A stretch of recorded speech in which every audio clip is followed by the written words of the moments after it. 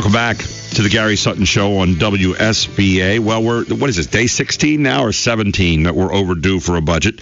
Supposed to have one according to our Constitution. Yeah, what's the Constitution anymore? It's a suggestion box, right? Come on, we don't have to do this. I guess Tom Corbett had to do it for 4 years. He got it balanced on time. But you know what? We don't have to do it now. Rendell didn't do it. Apparently, Governor Wolf doesn't have to do it on time. But there are some rules here, and some of us would like to think that maybe we can all come together on a budget, but maybe that's not the case. Well, Scott Wagner is our senator from the 28th Senatorial District, and he's traveling about the state right now, and he's with us here this morning to comment on that and much more on the Gary Sutton Show. Good morning, Scott. How are you? Gary, I'm doing great. How are you? Happy Thursday. Happy Thursday to you, also known as Friday's Eve, thank God. But you're out and about, right? You're what, in Scranton today? Yeah, I'm up in Scranton meeting with a couple business owners, and we're getting a presentation on the rail and coal industry up here. So I'm spending a lot of time out getting educated because the rail industry and coal industry is a very important part of Pennsylvania's economy. Also, very much under attack right now by the federal government as well, right? Especially the coal industry. Well, yeah, it is, and actually, I made a comment a couple weeks ago that.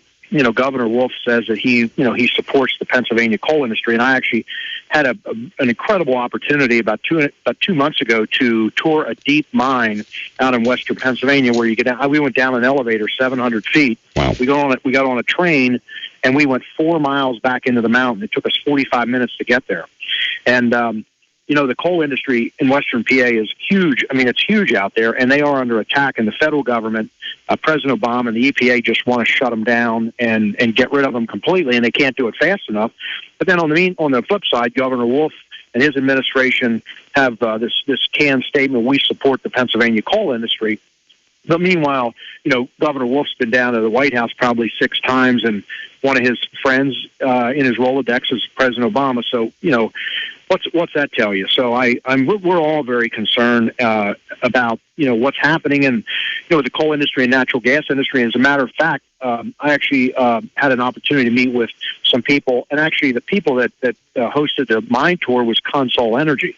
And yesterday on Yahoo, Consol announced they are laying off 470 people because of the coal industry and the gas industry just going into the toilet financially. So, and I think one of Senator White up in Armstrong County has Halliburton up there. Halliburton announced a couple weeks ago they're permanently laying off 450 people. So this is not good for PA's economy. So, the PA economy is greater than York, and I think it's York, the district I represent. But the good news is that we all need to work together, and everybody, it's all working out well. But the goal for me to be doing what I'm doing is get educated. So, speaking of educated, we're all getting educated right now on this whole budget thing, and whatever happened to the idea we had to have a budget in on time. That had to be balanced, which is a state mandate according to the state constitution, Commonwealth Constitution. And yet here we sit again, 16 or 17 days overdue, I guess 16 days right now, overdue on this whole thing. I saw a little piece that you sent out, and it was rather interesting. And one of the points that you made in the piece was that basically Governor Wolf would put us, if we use the measure that he wants to put out there right now, we would be like $9 billion in the hole. Is that right? Well, what Governor Wolf is looking for, he's looking for a $4.5 billion increase this year and next year for a total of $9 billion. But here, Gary, if I could just, for a moment, interrupt me, but once I get on a roll about this, I tend to get pretty passionate. The House and Senate sent the Governor Wolf a balanced budget that allowed for $1 billion worth of additional spending. Right. $200 million of that $1 billion was the sale of liquor stores. The revenue from the state of Pennsylvania as of June 30th is $412 million more than budget because there's pockets of the economy that are improving, and there are some other areas, but we found $1 billion. So, and the budget is balanced. But Governor Wolf wants more because Governor Wolf just wants to throw more money into areas. And I just got an email a couple minutes ago from the Commonwealth Foundation that the largest increase on the governor's budget, and I did see this, but it was interesting what they said, really is the Department of Welfare. It's now Department of Human Services. But the most interesting thing, Gary, and I got to just say this, I'm a 35-year business owner, and I've come through some very serious economies. I came through the 1980 economy. I was in my 20s, and interest rates, if you remember, anybody in business remembers that prime interest rate went to 22%. Absolutely. And so I did what I had to do to survive, and I barely survived that period, as a lot of other people did. So let's look back to the most recent recession, and that was 2008.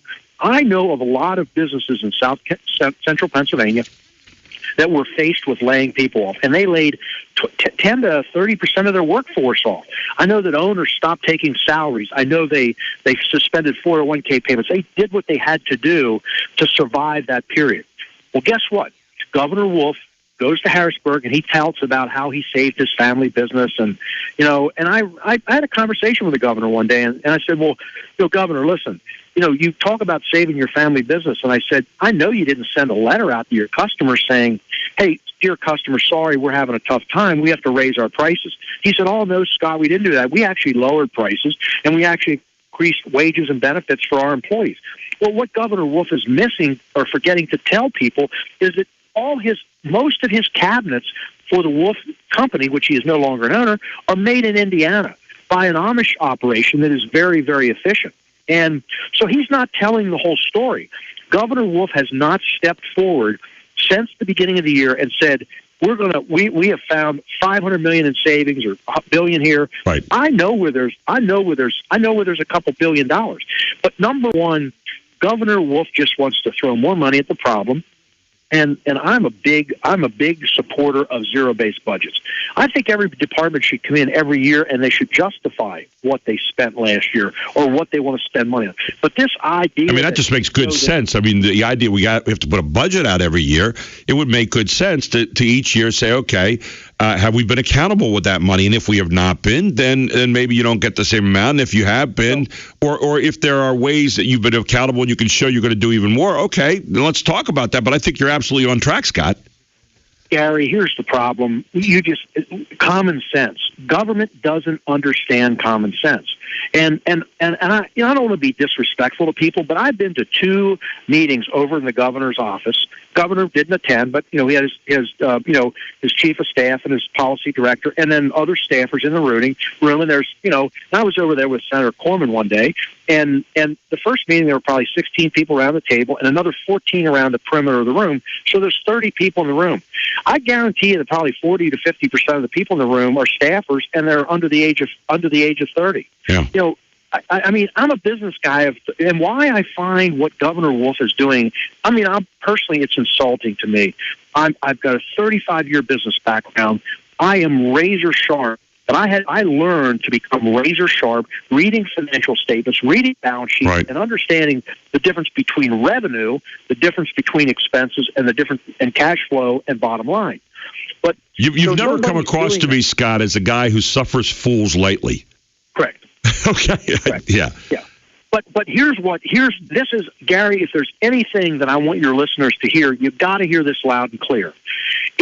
This is the most critical time that I'm right now. If you notice, Governor Wolf has gone up on air attacking the Republicans for not taxing the natural gas industry, not passing his budget, and now there's 2 large postcards have come into my district, and they're hitting other Senate districts, I think 6 or 8 other Senate districts, and probably about 6 to 8 House districts throughout the state.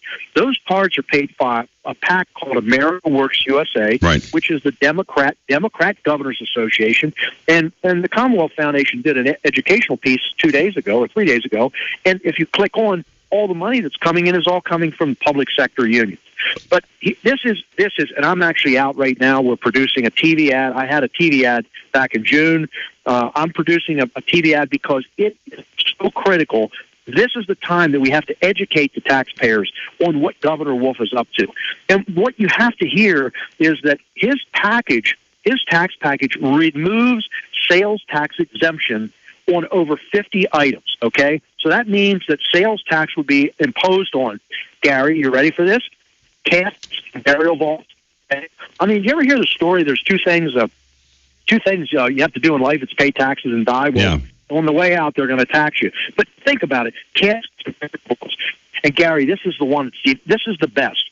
If you have a loved one in a nursing home or a personal care facility, today, a nursing home where there's round-the-clock care, it's not unconceivable that a family's paying $10,000 a month. Governor Wolf's budget proposal would, number one, he's raising the sales tax from 6 to 6.6. So that family would pay $660 in sales tax a month on that $10,000 nursing home stay. Then you've got you have like Autumn House, Steve Barley's facility out in the East End and West End, and he's personal care. He's not nursing, but Steve would be assessing a sales tax on all of his residence rooms. Personal hygiene products, deodorant. I mean, come on, cut me a break. Non-prescription drugs. So if you get Advil, Tylenol, you get cough medicine, and deaf care services, amusement, recreational services. So if you go to Frank Theaters, Queensgate, you're going to pay a fee. You go to Hershey Park, you're going to pay a fee. But Gary, at the end of the day, come on, this is the best.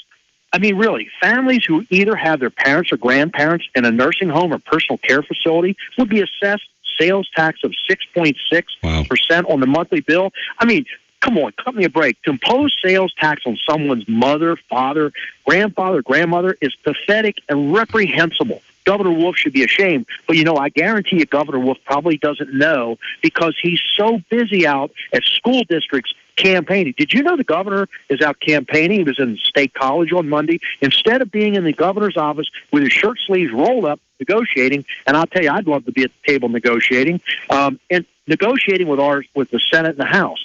But, Gary, this is the best one. Are you ready for the best one? Go ahead. The governor, under his budget, would remove the sales tax exemption on flags. He wants to even tax flags. I mean, the greatest symbol of American freedom, taxes.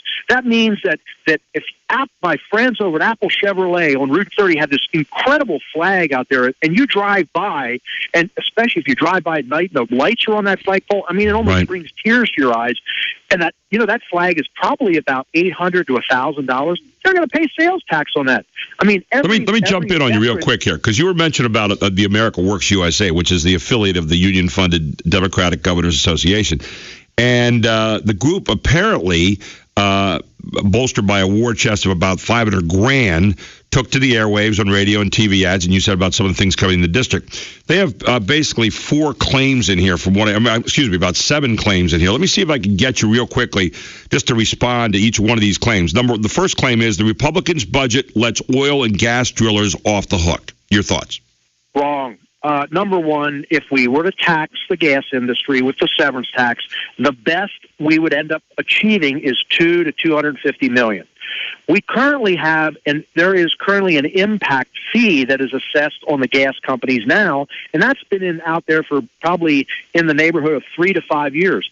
And it's 2011 actually is when that came in, about 2011, and it's generated about $800 million in revenue since then. Yeah. But they say it's a fee, it's a tax. Right. And listen, Gary, why don't we just tax everybody? Why don't we just tax everything in our lives, and why don't we just run everybody out of Pennsylvania? And Governor Wolf, we have this greatest natural resource in Pennsylvania, but at the end of the day, the prices are so low on natural gas, the drillers are leaving Pennsylvania. They're shutting their rigs down, and they're going elsewhere. The problem we have in Pennsylvania right now is that we have over 1,100 wells that are drilled, and they're capped, okay? Right. But there's no line from the well, a gathering line, to take that gas from the well to a major pipeline. That's what the gas company should spend their money on instead of a tax, and get the gas to market. And then guess what? And those 1,100 wells that aren't pumping gas, Gary, that means that the owners of those wells, maybe it's like, for example, Senator Vogel's parents, Western PA, they have a gas well on their property. It's not gathering gas right now, so they have no royalty income. Right. But as soon as that royalty income starts flowing, guess what? That's ordinary income. They pay state, local, and federal income. You get more tax money anyway. Yeah, it's amazing. I was looking at this, Scott. We're talking with Scott Wagner, a senator from the 28th Senatorial District. 2015 impact fee is equivalent to a 4.7% effective tax rate, which obviously puts drillers on the hook right now. Their second claim, the Republican budget proposal fails to fund education. You've already hit that, and you said you put an extra a whole lot of money in there right now, $370 million in additional spending to a budget, by the way, where we were already spending the highest amount we've ever spent on education, right? Gary, the reality is that we are just continuing to throw money at the education system, and there's no accountability. Listen, the teachers are doing a fabulous job. And I actually had an employee last week that came to me and said, Scott, my daughter-in-law wants to meet with you, and she'd like to get your position on Common Core, okay? Mm-hmm. And I said, and my position is Common Core should be not used in the schools and should be gotten rid of. But here's something I said to my guy. I said, Jay, I want to tell you something. Your daughter-in-law pays dues out of her paycheck every other week or monthly, and she sends them to the PSEA, okay? And if you talk to a lot of teachers, they talk about how bad Common Core is, and they just want to teach. So I said, the PSEA collects your dues money, and then the PSEA sends a portion. They cut a check to the National Association, okay, in Washington. And guess what the National Association does? They turn around and write a check to support Barack Obama for re-election. Well, who in the heck's pushing Common Core? It's the federal government. It's funny you mentioned that a moment ago, because I was just talking about when back in my youth in the 70s, when I first started teaching, I was the head of my teachers association in my local district. And so the one thing we didn't like on our local teachers associations was we had to, by being in our local association, also be aligned with PSEA and with the NEA. And we looked at a lot of things the NEA stood for and said, that's not what we stand for, yet our money is going there as though we did. Gary, one other point, and I like to, if people are doing this, and I don't mind mentioning names, but I just got a recent communication from Joel Sears. Joel's a school board member at the York Suburban School District, and York Suburban's going through a major roof replacement project at several of their buildings. Well, the business manager sent an email back because Joel had a question on what's the additional cost for these projects because of prevailing wage. A number came back, and I can't verify this, but it may be costing $800,000 more to have those roofs replaced because of prevailing wage mandates. And then the business manager also came back, I believe, and said that it might be equal to like 0.47 of 1 mil, but you've got prevailing wage mandates. Yeah. You've got many obstacles. And listen, I've been criticized for my flyover of the school districts. Listen, go to all the school districts in York County. They're very nice buildings. But when you walk in some of these lobbies, Gary, and it's 3 stories high, and to change a light bulb, you need a special lift. You can't. You couldn't reach it with a 40. Number one, Scott, I'm going to jump in on you real quick, only because we've got to run to a break. But I'm going to come right back, and I want to get some other thoughts here on this whole budget deal. Scott Wagner is the state senator here from the 28th Senatorial District in the state of Pennsylvania, and he's with us on the budget here on the Gary Sutton Show on News Radio 910 WSBA. Welcome back to the Gary Sutton Show on WSBA with State Senator Scott Wagner. And Scott, we were looking down here. One of the things that this America Works USA said was that Governor Wolf is fighting for a middle-class budget that lowers property taxes. And yet, from what I can see here, it raises taxes on Pennsylvanians on all income levels, according to the Independent Fiscal Office, right? Gary, here's the reality. Governor Wolf is proposing a tax rebate to qualified taxpayers or property owners in Pennsylvania that would be approximately up to $1,990 per year. Okay, well, that's great. But here's the problem. And their rebate checks may start flowing, but the other thing is those checks don't come out until 2016. Right. So there's no relief until next year. But here's the real deception in the whole thing. Number one, we have 500 different school districts in Pennsylvania. All those school boards negotiate their own labor contracts. There's varying benefits for every school district. Okay, we have prevailing wage mandates. We have the pension problem. We have everything. So we have costs that are not under control anywhere. So here is the reality. I can assure taxpayers, hear me loud and clear. You may get a $1,990 rebate, but I can tell you in probably 4 to 5 years, 3 to 5 years especially, you're going to be paying $1,990 more on your taxes. So it's going to be a wash. Gary, maybe sometime, you and I can talk. I'd love to come on your show, but I have a spreadsheet of the pensions just in the school districts, the cost, right. 10-year spreadsheet from 2005 to 15. I think it's Central York School District's pension costs in a 10-year period will go up projected, and there's projections, over 800%. It is breathtaking when you see these pension increases and how it's going to burden these schools. And yet the governor vetoed it. I mean, how do you do that? He vetoed the pension bill. Listen, here's the problem. The governor, even before the budget got to his desk, he was saying for at least 48 hours before his spokesman, the governor's going to veto the budget. Right. Well, guess what? The budget came. The budget went to the governor's desk. Listen, Gary, this is my issue, and this is what and I'm getting angry right now. So, you know what? I think it's good that the people I represent have a senator who's now angry. And I'll tell you why I'm angry. I've got a 35-year business background. I understand financial statements. I'm on the Appropriations Committee. I sat in on 33 hearings at different budget hearings, probably over 80 hearings. I mean, heck, one day my feet were so swollen up, it was like I was on an international flight. Couldn't get my shoes off. But at the end of the day, I take this seriously. Senator Brown, our appropriations chairman, is a CPA tax attorney. The people in my district do not want to pay more taxes. They want their school taxes eliminated. Governor Wolf, in 2 hours of receiving the budget, instead of he didn't even read through it. We're going to reject it. And the problem is Tom Wolf is being told what to do either by his policy director, maybe his chief of staff or his staff, the unions. Tom Wolf is so over his head right now. I just, it's amazing. And the issue is, Gary, what I will tell you, when I was not in the Senate, before I entered the Senate, I had an opinion of what was going on in Harrisburg. I've now been in Harrisburg, and for 15 months, I've been inside the sausage factory. I know how the sausage is made. Governor Wolf came to Harrisburg with absolutely zero relationships with anybody in the House and Senate. I mean, so cut me a break. So at the end of the day, he vetoed liquor privatization without looking at it. And listen, you have to understand, Governor Wolf really has a zipper up his back. What's when you go to a show? What's the ventriloquist? Yes. Basically, that's what Governor Wolf is, and the big hand that is controlling Governor Wolf are all the unions that gave him all this money to get elected.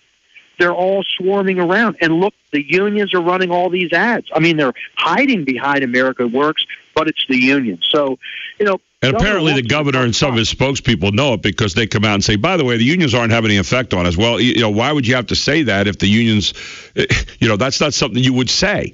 You just say, well, the unions aren't out there. Why would anybody think possibly the unions are in there? Well, because they gave you a whole lot of money to get you elected? Correct. But Gary, there's one thought I want to, or one. Got 1 minute left, Scott. Go ahead. Absolutely, folks. Do not believe for 1 second if somebody starts talking about a government shutdown. It is total baloney.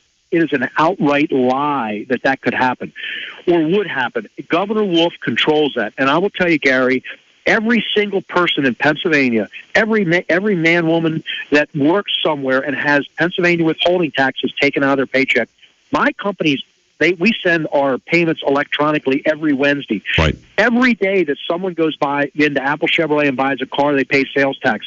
The cash flow is not stopping. Just because the budget isn't passed doesn't mean that the cash pipeline has shut down. So everybody needs to understand that is propaganda, and it is a scare tactic that will be used. The government's going to shut down.